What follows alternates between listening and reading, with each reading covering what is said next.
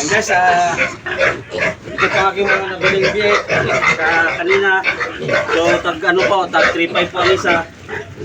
Medyo laki-laki halaga rin po. Ito po yung katas ng katas ng pitong nalugi. O na-scam. So, maraming salamat kay Sir Mike Respo kaya nagpapalakas ng loob ko. Sabi niya, wag lang daw ako masawang mag-alaga ng baboy. Kaya bumili po ako ng ayan, 5 piraso po sa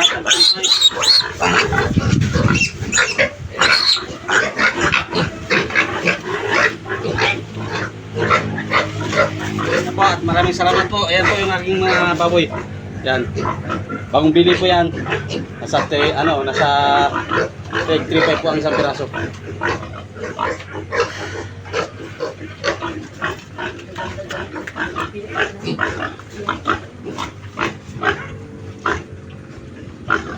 Ayan na po. Okay.